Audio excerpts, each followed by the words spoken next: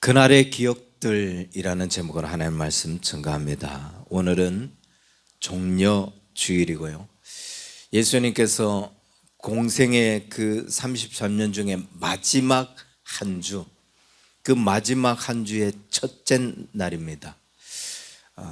첫날 이제 예루살렘에 입성을 하실 때 사람들은 예수님을 다윗의 자손이요 이스라엘의 왕으로 오시는 주여라고 하며 종려가지를 흔들고 예수님을 환영했습니다. 그래서 종려가지를 흔들고 환영했다고 해서 종려주일이라고 그렇게 부르고요. 또 고난주간이 이제 시작이 된다고 해서 고난주일이라고 그렇게 부르기도 합니다. 어쨌든 오늘 우리가 읽었던 이 본문은 예수님이 그 고난을 받으시는 그 7일 중에 금요일에 있었던 이 사건을 다뤄주고 있습니다. 이 주간은 우리가 고난주일이고 종려주일이지만은 예수님 때는 그때가 고난주간 종려주일이 아니라 유월절 기간이었어요. 유월절 행사가 계속 진행이 되고 있는 때라는 거죠. 그리고 우리가 한 가지 더 기억해 두면 좋은 것은 이스라엘은 유대인들은 우리는 밤 12시부터 다음 날로 하루를 시작하죠. 그래서 그 다음 날 밤 12시에 하루를 끝냅니다. 하지만 이스라엘은 유대인들은 오후 6시부터 하루를 시작을 해요. 그래서 그 다음 날 오후 6시 해가 지기 전부터 시작을 해서 다음에 해가 지기 전까지를 하루로 그렇게 계산을 합니다. 금요일 오후 6시 그러면 이제 그 다음 날이 6시가 지나면 그 다음 날이 안식일인 토요일이 된다는 거예요. 근데 오늘 성경은 이렇게 이야기합니다. 예수님께서 유대역으로 금요일 오후 제3시 그러니까 우리로 이야기하면 금요일 아침 오전 9시에 예수님께서 십자가에 달리시게 되는 거고, 그리고 제9시 그러니까 오후 3시에 예수님께서 이제 죽으시게 되는 거예요. 오후 3시에서 3시간만 있으면 이제 그 하루가 끝나고 다음 날인 안식일이 시작이 되는 거죠. 유대인들이 예배 드리는 날이 시작이 된다는 것을 짐작하고 있으면, 머리에 두고 있으면 좋을 것 같습니다. 그런데 주님이 이제 운명하시는 그 순간, 주님이 십자가에서 달리시다가 이제 돌아가시는 그 순간 세상에는 어마어마한 일들이 벌어지기 시작합니다. 성경은 그때 기억들, 그때 일어난 사건들, 그리고 그것들을 목격한 사람들의 그 고백과 기억들을 우리에게 이렇게 진술해 주고 있어요. 첫 번째는 해가 빛을 잃었다라고 합니다. 예수님이 아침 9시에 십자가에 달리셨는데 오늘 우리가 읽은 본문 44절에 보면은 때가 제6시쯤 되어, 그러니까 정오 낮 12시쯤 되었을 때 해가 빛을 잃고 온 땅이 어두움에 임하였다라고 이야기합니다. 그리고 그것이 제9시까지 오후 3시까지 되었다는 거예요. 가장 해가 강렬하게 비춰야 될 낮 12시, 그때 해가 갑자기 빛을 잃은 거예요. 무슨 일식이 일어난 것도 아닙니다. 그냥 해가 갑자기 빛을 잃어버린 거예요. 그리고 이 땅에 어둠이 확 임하고 말한 거죠. 한밤중이 되어버린 겁니다. 그런데 이런 현상만 있었던 것이 아니라 마태복음 27장에 보면은 51절부터 뭐라고 이야기하냐면 큰 지진이 일어났고 땅이 진동하며 바위가 터졌다라고 했어요. 땅이 막 진동을 하면서 이스라엘은 무덤을 돌로 무덤을 막아두는데 땅이 얼마나 진동을 했는지 그 바위가 깨지고 터지고 그래서 거기 안에 누워있던 성도들의 시체가 벌떡벌떡 일어나서 주님과 함께 올라가는 그런 일들이 일어났다고 했어요. 잠시 우리가 이때 일어났던 이 현상을 한번 상상을 해보는 거죠. 내가 그 현장에 있었다라고 한번 생각을 하면서 그 현상을 한번 느껴보시기 바랍니다. 갑자기, 물론 우리가 주의 십자가 곁에 있었으면 더 좋겠죠. 이분은 메시아가 아니다. 이분은 십자가에 못 박아야 마땅하다. 저 사람은 사기꾼이다 라고 하면서 그 현장에 있었다고 하고 그분을 이렇게 십자가에 못 박고 이제 돌아가시는 장면을 목격하고 있는데 갑자기 땅이 진동을 하기 시작해요.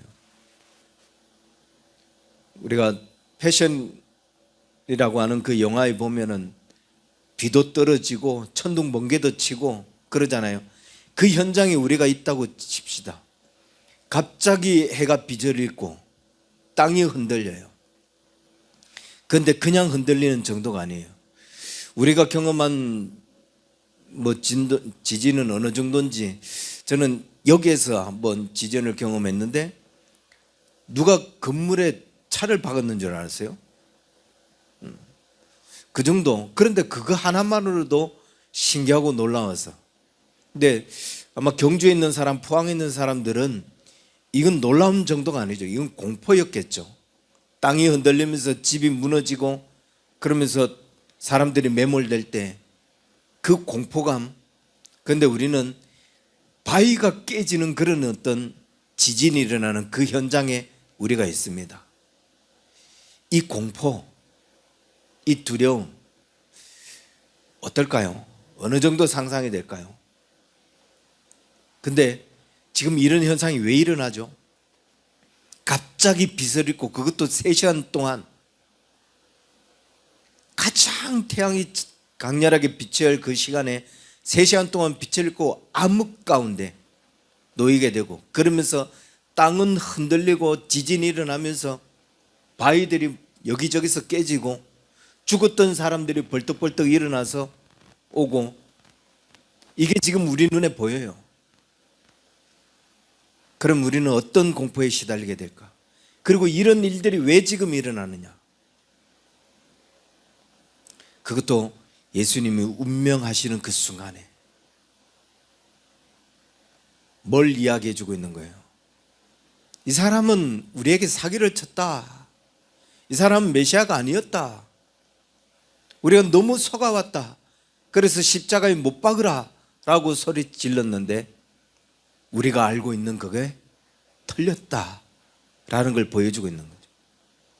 이분이 어떤 분인가를 증거해 주고 있어요.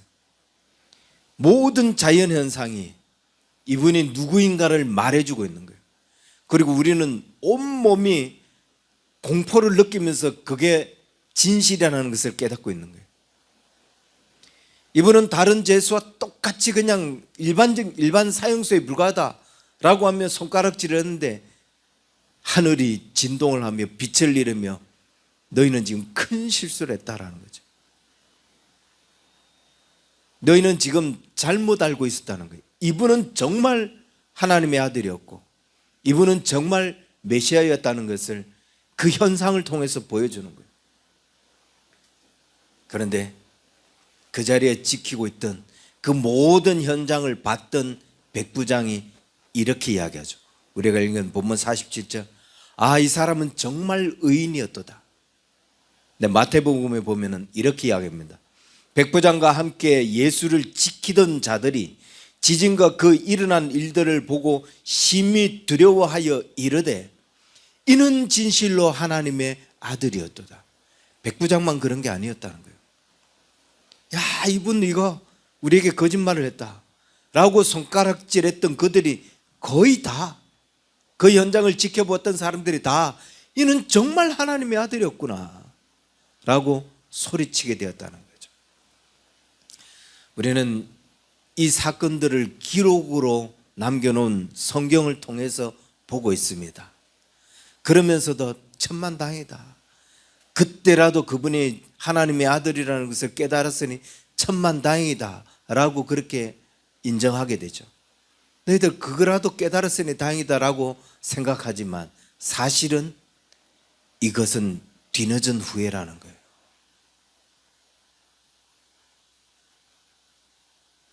그들은 주님을 십자가에 못 박아야 된다고 손가락질했고, 주님을 향하여 돌을 던졌고, 주님을 향하여 침을 뱉었던 사람들이에요.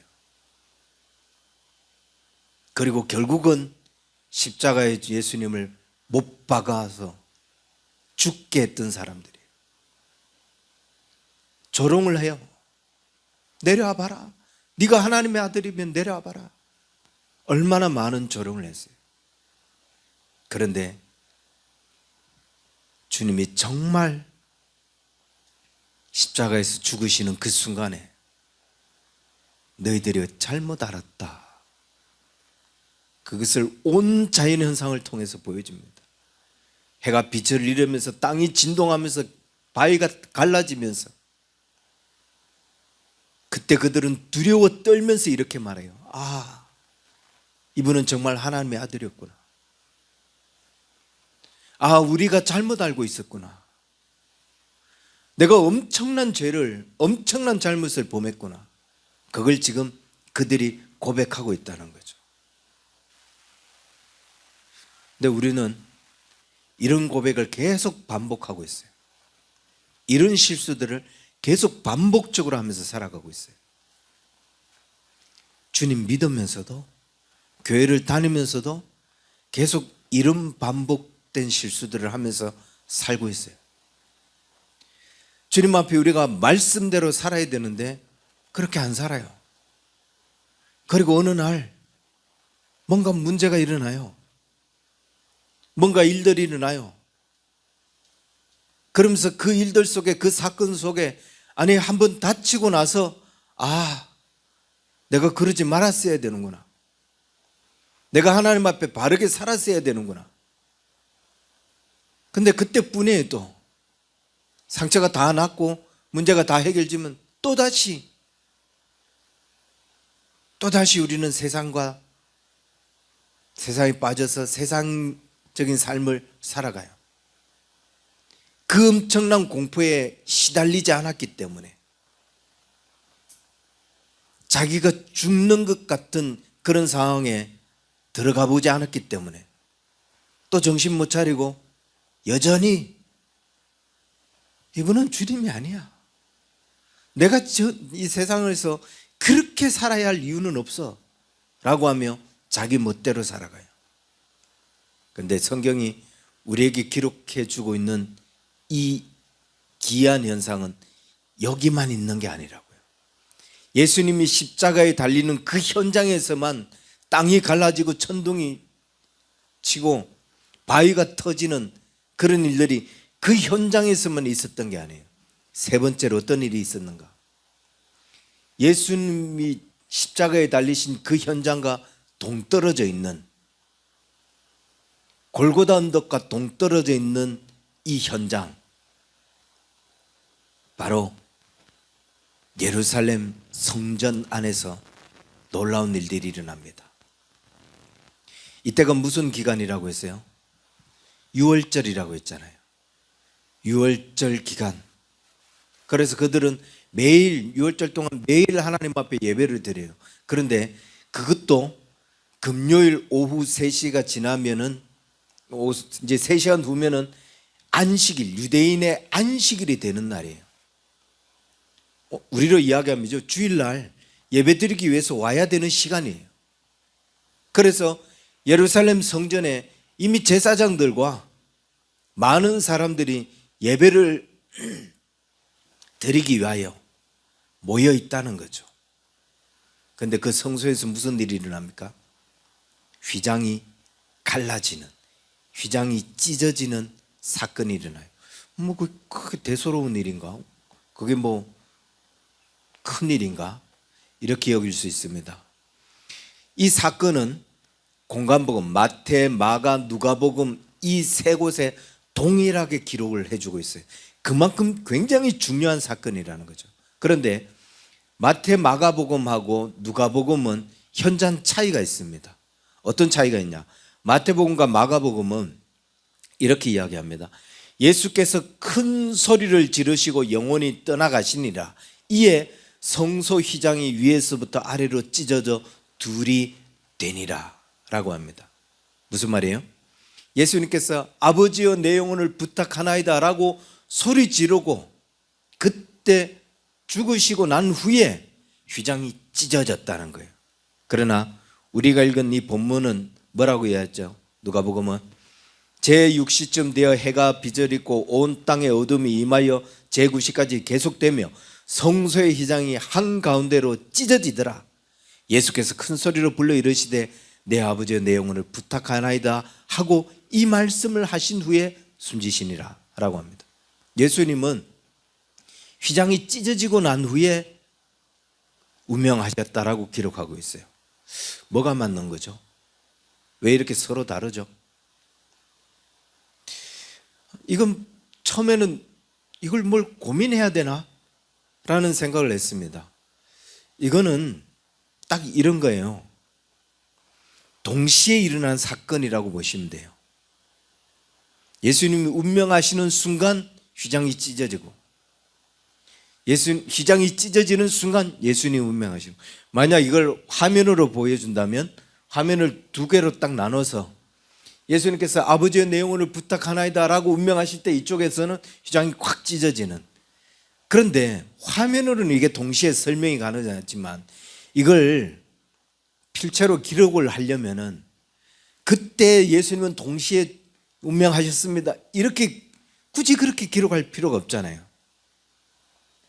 마태복음과 마가복음은 예수님이 운명하시는 장면들을 먼저 기록해 주고 있고 그 다음 휘장이 찢어진 것으로 기록해 주고 있고, 누가복음은 휘장이 찢어진 것을 먼저 기록하고 그 다음 예수님이 운명하신 것을 기록해 주고 있다. 그냥 이렇게만 기록하면 됩니다. 그런데 중요한 거는 이 휘장이 찢어졌다는 거죠.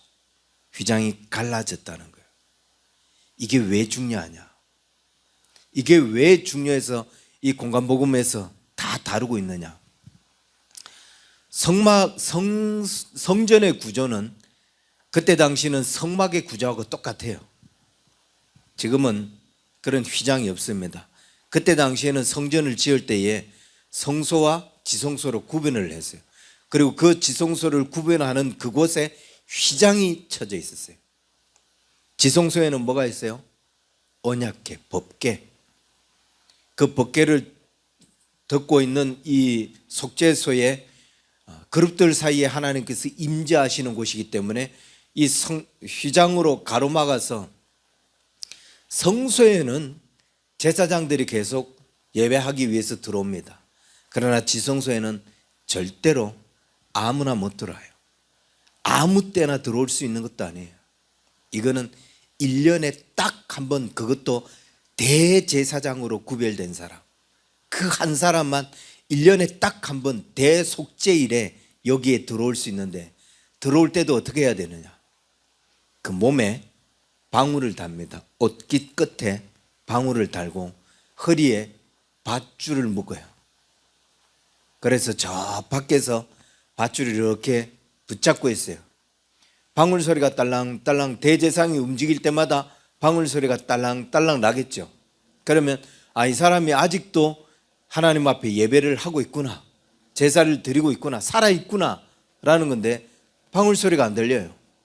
죽었구나. 하나님이 임재하시는 그 거룩한 곳에 들어갔다가 얘가 잘못이 있어서, 죄가 있어서 죽었구나. 그래서 밧줄로 끌어당겨서 그 몸을 밖으로 끌어내는 거예요. 뭘 의미하죠? 지성소, 하나님이 임재하신 곳에는 아무나 나갈 수 있는 것도 아니고, 그곳은 뭐 우리가 그냥 나갈 수 있는 게 아니라고요. 대제사장이 그곳에 나가기 위해서 몸을 정결케 하고 그 다음 자신의 모든 죄를 돌아보고 회개하고, 그렇게 흠이 없을 때, 그럴 때 나가는데, 자기는 이쯤 하면 흠이 없다라고 생각됐는데도 불구하고 하나님 앞에 나갔을 때 움직이지 못하고 죽었다. 그만큼 하나님의 임재 앞은 거룩한 곳이고 그만큼 하나님 앞에 나아갈 때 자신들을 잘 살펴야 살 수 있는 거예요. 절대로 하나님 앞은 그 두려움과 위험이 있기 때문에 아무렇게나 나갈 수 있는 곳이 아니라고요. 자, 그런데 이들이 지금 6월절이 되어져서 성소 안에서 예배를 드리고 있어요. 밖에는 성도들이 그 예배를 기리기 위해서 모여 있어요. 제사장이 있는데, 그것도 대제사장도 아니고 제사장이 안에서 예배를 드리고 있는데 휘장이 찢어지네요. 얘들은 무슨 공포를 느꼈을까요? 그냥 이게 아니에요. 난 죽었구나. 저 휘장이 찢어졌기 때문에 하나님의 임재 앞에, 지성소 앞에 자기가 나간 거예요. 아무 준비도 없이 그냥 하나님 임재 앞에 나간 거예요. 그러다가 갑자기 휘장이 찢어지면서 자기는 죽게 되는 상황을 경험하는 거죠. 이사야가 기도하고 있는데 갑자기 하나님의 임재가 나타나요. 화로다, 나는 죽게 되었도다. 이사야가 얼마나 공포를 느꼈는지, 나는 죄 가운데 있다가 주님을 만났다, 나는 죽게 되었다. 이거는요, 죽음 앞에서 벌벌 떠는 그런 고백이에요. 이게 저도 경험을 했어요. 멀쩡하게 핸드폰에 맞아서 갔는데 암이래요. 난 죽었구나. 그리고 진단명에 이건 뭐 악성이에요.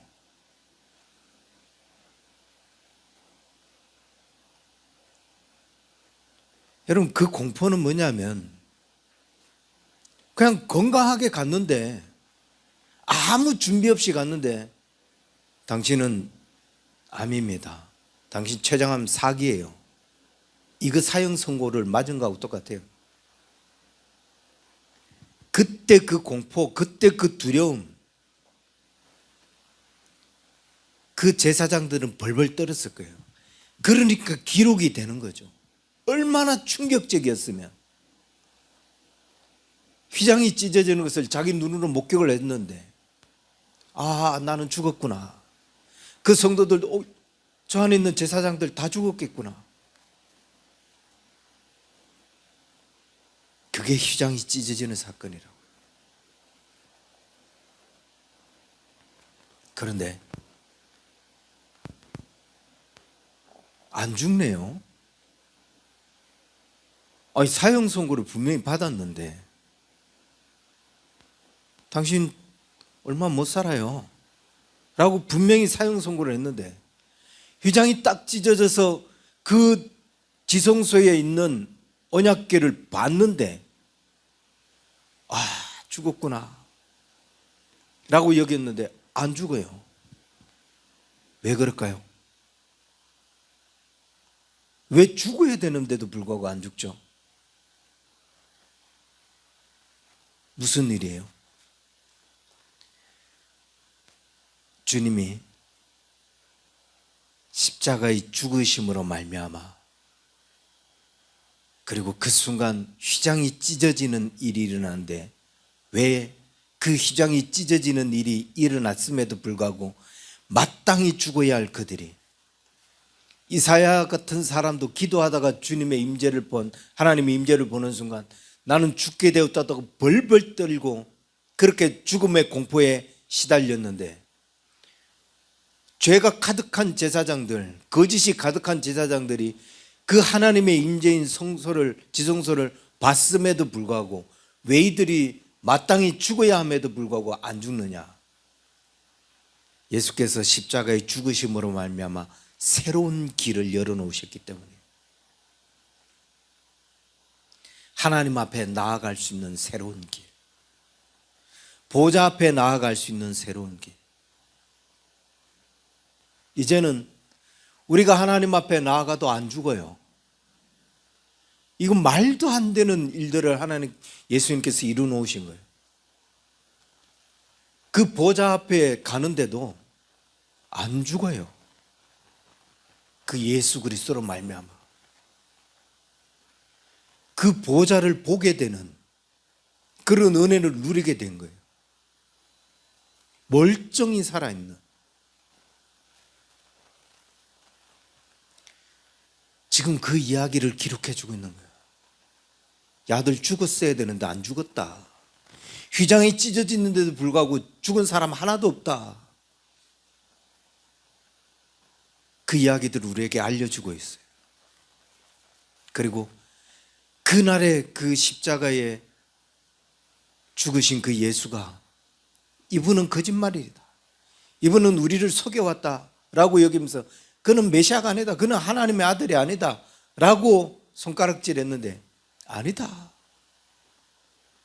땅이 갈라지고 바위가 터지는 일들, 해가 빛을 잇는 일들을 보여주면서 그분이 정말 하나님의 아들이다. 백부장만 그런 게 아니라 그 사건들을 지켜봤던 모든 사람들이 그분은 정말 하나님의 아들이다 라고 고백하고 뒤늦은 후회지만 그 고백을 우리에게 알려주고 있어요. 그것을 믿고 있는 우리, 그 주님을 믿고 있는 우리 어떻게 살아야 되겠느냐? 정말 우리가 어떻게 살아야 되겠느냐?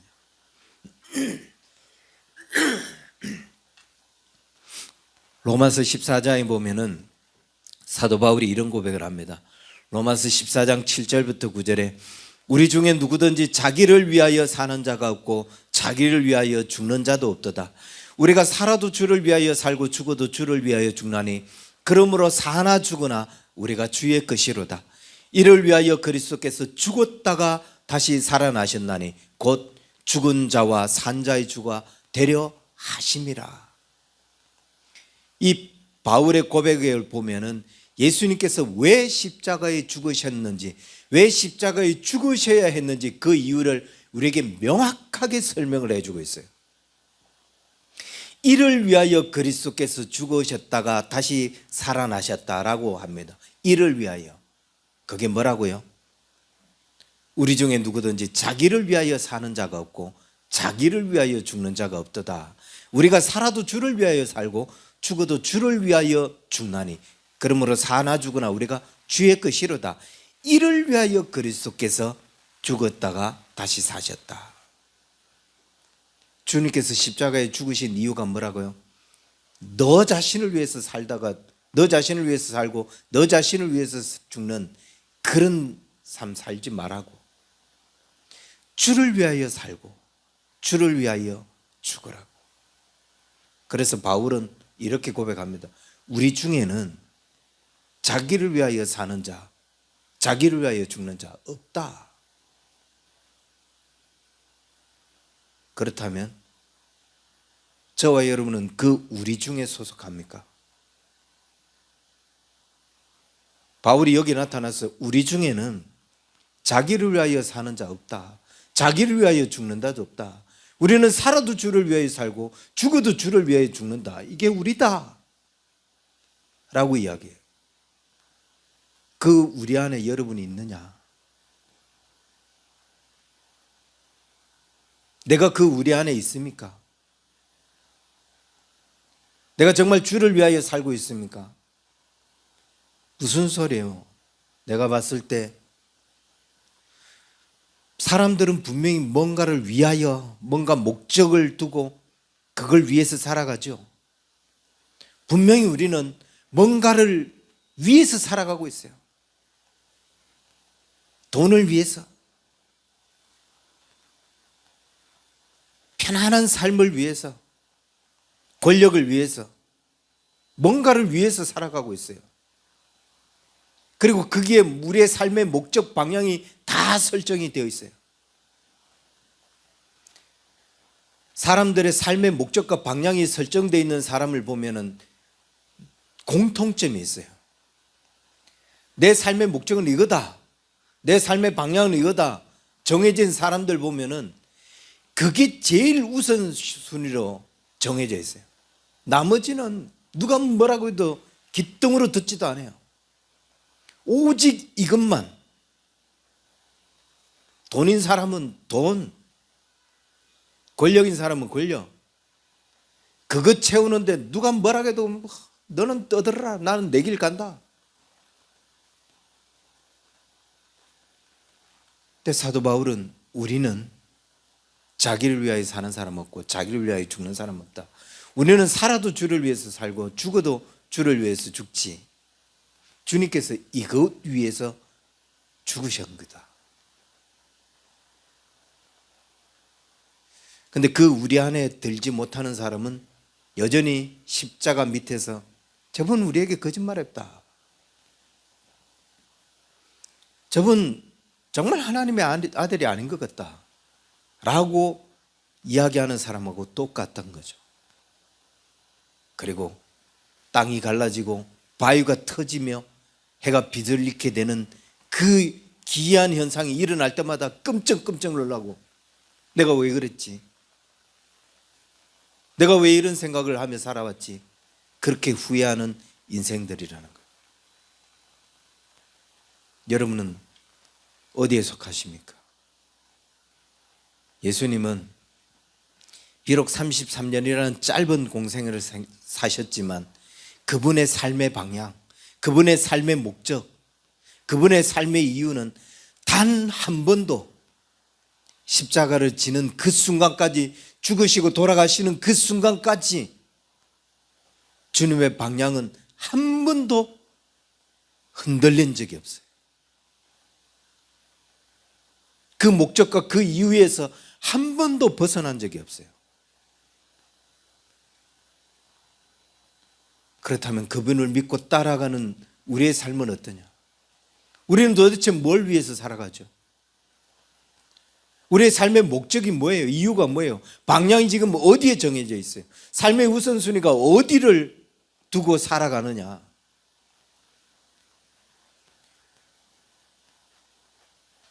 내가 좋은 대학을 가야 하는 이유가 뭡니까?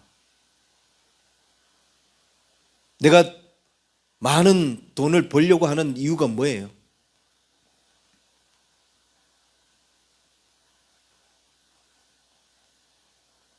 거기에 초점이 맞춰져 있으면 안 된다고 이야기해도 안 들어요.